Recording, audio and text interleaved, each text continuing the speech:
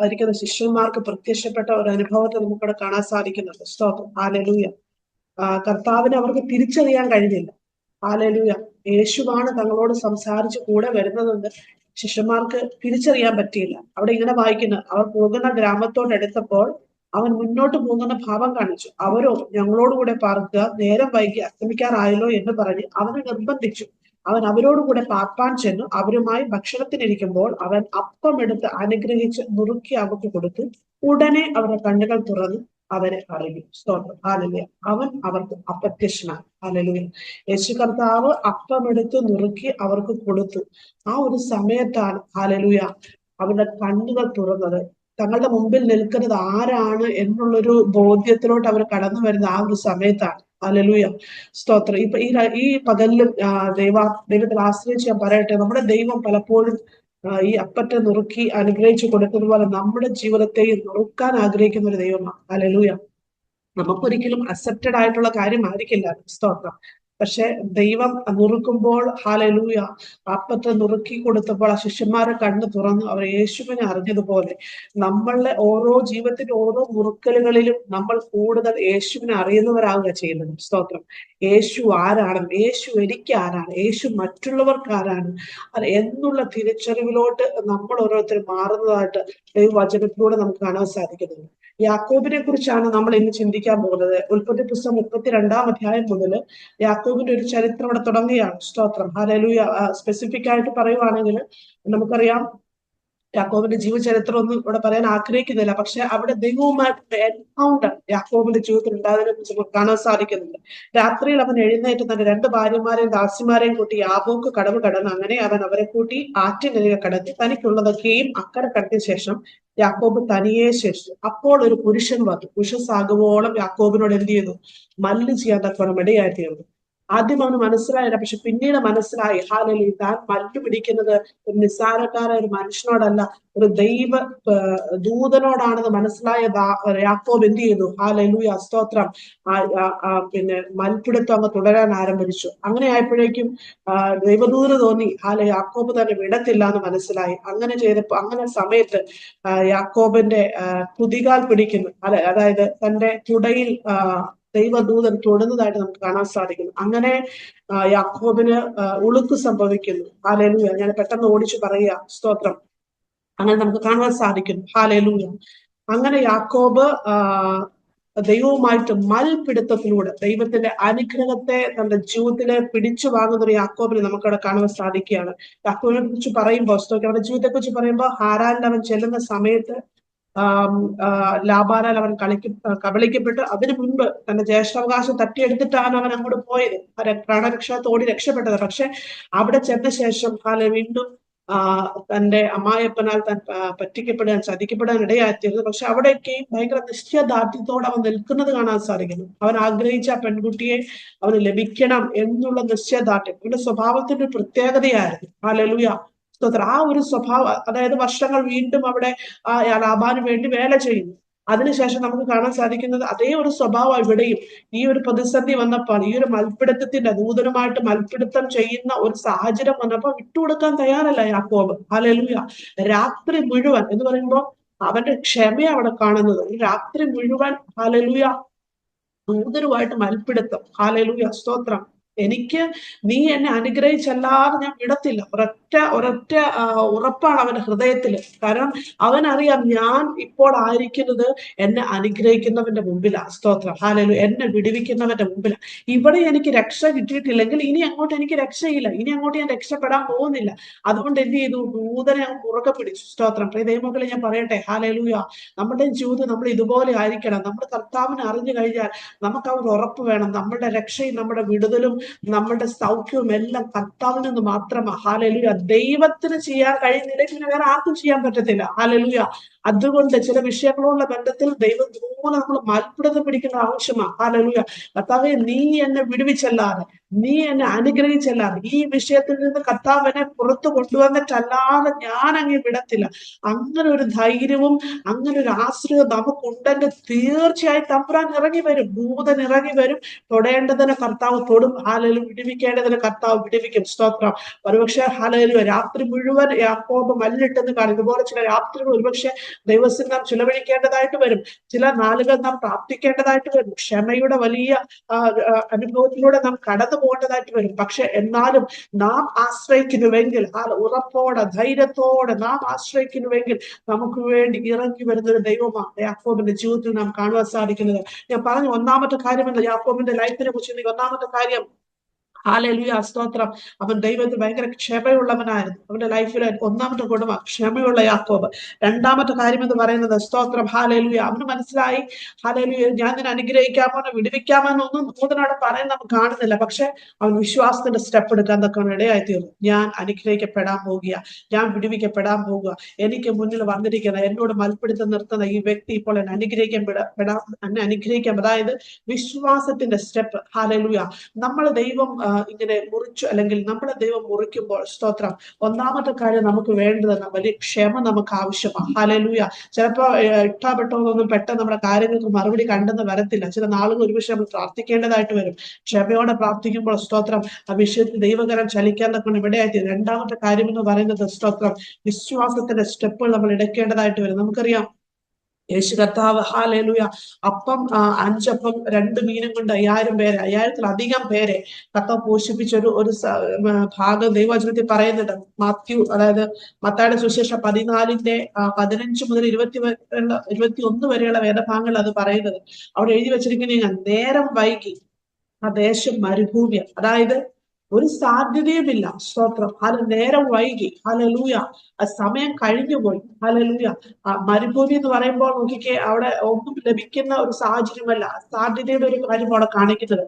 പക്ഷേ ഹല്ലേലൂയ, അവിടെ യേശുവിൽ നിന്ന് കേൾക്കുവാൻ, പ്രൈസ് ദി ലോർഡ്, 5000-ത്തിലധികം ഹല്ലേലൂയ ആളുകൾ അവിടെ തടിച്ചു കൂടുവാൻ തക്കവണ്ണം ഇടയായിത്തീരുന്നു.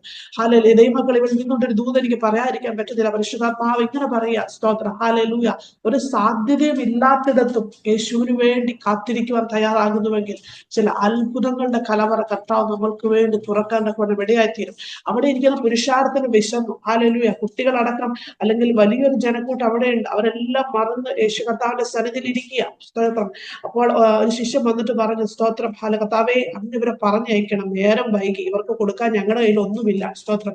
പക്ഷെ കർത്താവ് പറയുന്നൊരു കാര്യമാണ്, ഇവരോട് പറയുക, നിങ്ങൾ ഇവർക്ക് ഭക്ഷിപ്പാൻ കൊടുക്കും. ഹല്ലേലൂയ. നിങ്ങൾ ഇവർക്ക് ഭക്ഷിപ്പാൻ കൊടുക്കും. ഈ പകൽക്കാലം കർത്താവ് നമ്മളോട് ഓരോരുത്തരോടും പറയുന്ന ഒരു കാര്യമായിരുന്നു. സ്തോത്രം. ഹല്ലേലൂയ. സ്തോത്രം. നമ്മൾ ഞാൻ വ്യക്തിപരമായിട്ട് ഞാൻ എന്നോടും സ്വീകരിക്കുക, നമ്മൾ മുന്നിൽ വരുന്നവരോട്, നമുക്ക് മുന്നിൽ ഹല്ലേലൂയ വരുന്ന ജനത്തിന്റെ വിശപ്പടക്കുക. ഹല്ലേലൂയ. അവരുടെ ആവശ്യത്തിന് അവർ അറിഞ്ഞ് യേശു കർത്താവായി തീരുവാൻ തക്കവണ്ണം, അല്ലെങ്കിൽ യേശു പ്രവർത്തിച്ച പോലെ ഒരു ടൂളായിട്ട് പ്രവർത്തിക്കാനാണ് കർത്താവ് നമ്മളെ കുറിച്ച് ആഗ്രഹിക്കുന്നത്. അതിന് തക്കവണ്ണം കർത്താവ് നമ്മളെ ഉപയോഗിക്കട്ടെ, ദൈവത്തിൽ ആശ്രയിക്കുകയും പ്രാർത്ഥിക്കുകയും ചെയ്യാം. അവിടെ നോക്കി, ഒരു ബാലന്റെ കയ്യിൽ 5 അപ്പവും 2 മീനും ഉണ്ടായിരുന്നു. കർത്താവ് പറഞ്ഞു, അതിവിടെ കൊണ്ടുവരുവിൻ. ഹല്ലേലൂയ.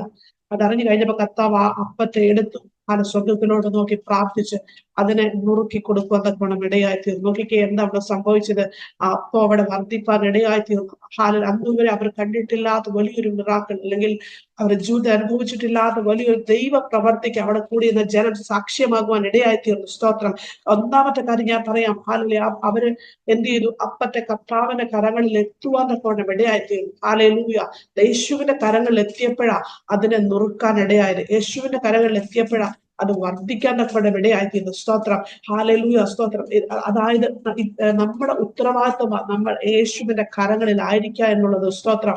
ആ സാന്നിധ്യത്തിൽ നമ്മൾ എത്രത്തോളം ആയിരിക്കുന്നുവോ, സ്തോത്രം, ആ ദൈവിക ആ പടിപ്പടലുകൾ, അല്ലെങ്കിൽ ആ ദൈവത്താലുള്ള ഹല്ലേലൂയ മിനുക്കു പണികൾക്ക് നമ്മൾ വിധേയരായിക്കൊണ്ടിരിക്കുന്നു. നാം കർത്താവിൽ അകന്നിരുന്നിട്ടുണ്ടെങ്കിൽ ഒരിക്കലും ദൈവമഹത്വം നമ്മൾ കാണുവാൻ തൊക്കാണ് ഇടയായിട്ടില്ല. ഹാലേലൂയ.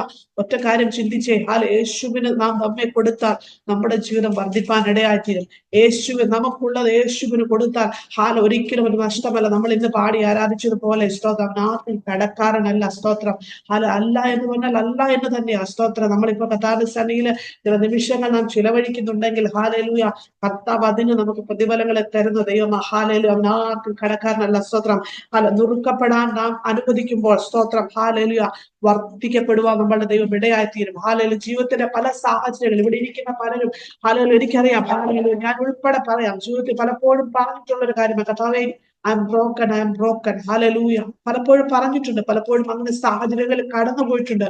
ഒരുപക്ഷെ നിങ്ങളോട് ഞാൻ ചോദിച്ചിട്ട് നിങ്ങൾക്ക് പറയാൻ സാധിക്കും ഐ വാസ് ബ്രോക്കൺ. ഹാലേലൂയ. പക്ഷെ ഒറ്റ കാര്യം നിങ്ങൾക്ക് പറയാൻ സാധിക്കും, രാത്രിയിൽ but still I am standing. ഞാൻ ഇന്ന് ഇവിടെ നിൽക്കുകയാണ്. കാരണം എന്താണെന്നറിയാമോ? എന്നെ നിർത്തുന്നത് സർവശക്തനാകുന്ന യേശു എന്റെ കൂടെ ഉള്ളത് കൊണ്ടാണ്. സ്തോത്രം ഹാലേലൂയ. യാക്കോബിനോട് ചോദിച്ചാൽ യാക്കോബ് പറയും, yes I was broken. Hallelujah. ഞാൻ മുറുക്കപ്പെട്ടവനായിരുന്നു, ഞാൻ തകർന്നവനായിരുന്നു, ഞാൻ പറ്റിക്കപ്പെട്ടവനായിരുന്നു, അല്ലെങ്കിൽ ദൈവത്തെ അല്ലെങ്കിൽ കുടുംബത്തെ പറ്റിച്ചവനായിരുന്നു ഞാൻ. I was broken.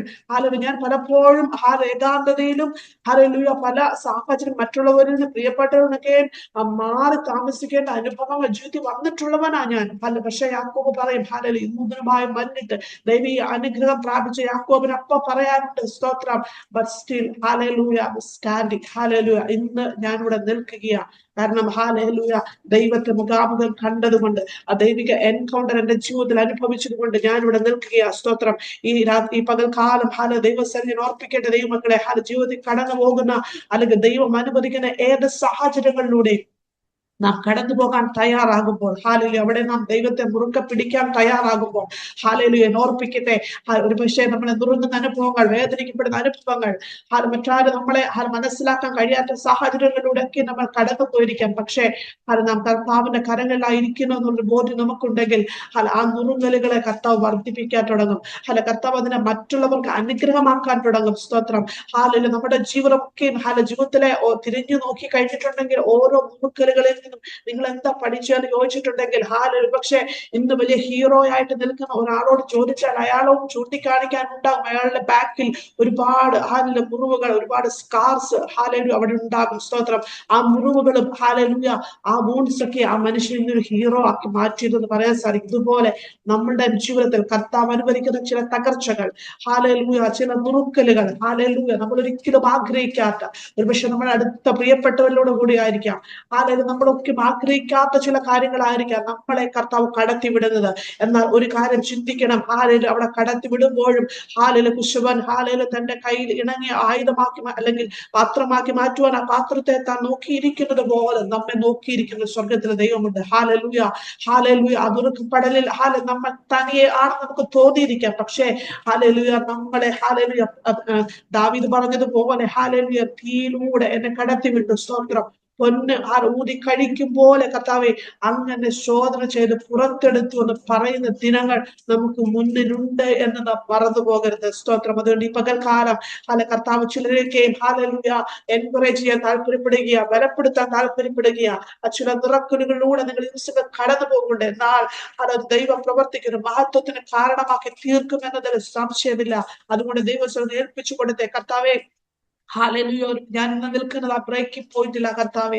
എത്രത്തോളം മുറുക്കപ്പെടണമെന്ന് എനിക്കറിയത്തില്ല. പക്ഷേ ഒരു വർദ്ധനവനാക്കി തീർക്കണമേ.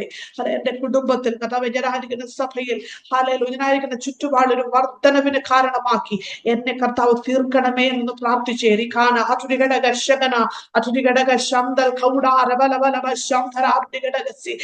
യാക്കോബ് ദൈവത്തെ മന്നിട്ടപ്പോൾ സ്തോത്രം, ദൈവത്തെ അറിയാവുന്ന കൊണ്ടിടയായി തീർന്നു. ചില മൽപിടുത്തങ്ങൾ തമ്മെ പറ്റി വിടുവിച്ചേ പറ്റൂ എന്നുള്ള ചില നിലവിളികൾ നമ്മൾ ദൈവത്തെ കൂടുതൽ അറിയാനും അനുഭവിക്കാനും ഇടയായിത്തീരും. അത് നമ്മൾ ഒരുപാട് ക്യാരക്ടർ വൈസ് നമ്മുടെ ജീവിതത്തിൽ ഒരുപാട് മാറ്റങ്ങളെ സ്വർഗത്തിൽ ദൈവം കൊണ്ടുപോകും. നമ്മൾ അറിയാത്ത നമ്മൾ എല്ലാവരും കർത്താദാസൻ വിശ്വാസം എപ്പോഴും പറയാം, നമ്മൾ അറിയാത്തൊരു മനുഷ്യൻ എപ്പോഴും നമ്മളിലുണ്ട് അല്ലേ. നമ്മൾ നല്ലതെന്ന് വിചാരിക്കുമ്പോഴും നമ്മൾ അറിയാത്ത സ്തോത്രം ഒരു മനുഷ്യൻ നമ്മൾ എല്ലാവരിലും ഉണ്ട്. സ്തോത്രം. എന്നാൽ ആ മനുഷ്യനെ, അകത്ത മനുഷ്യനെ കൂടുതൽ കൂടുതൽ ക്രിസ്തുവിനെ പോലെ ആക്കുവാൻ ഹാലലൂയ പരിശുദ്ധാത്മാവിനെ പ്രവർത്തിക്കാൻ തക്കവണ്ണം നമ്മൾ ഇത് ഏൽപ്പിച്ചു കൊടുക്കണം. Hallelujah hallelujah. സങ്കീർത്തനക്കാരൻ പറഞ്ഞു, ദൈവമേ നീ എന്നെ പരിശോധിച്ചു, വെള്ളി ഊതി കഴിക്കും പോലെ എന്നെ ഊതി കഴിച്ചിരിക്കുന്നു. യാക്കോബിന്റെ ജീവിതത്തെ കുറിച്ച് പറയുമ്പോൾ അവിടെ ദൂതൻ പറയുന്നൊരു കാര്യമുണ്ട്, യാക്കോബേ ഇനി മുതൽ നീ യാക്കോബല്ല, നിന്റെ പേരിത മാറാൻ പോവുക, നീ ഇനി മുതൽ ഇസ്രായേല. ഹാലേലൂയ.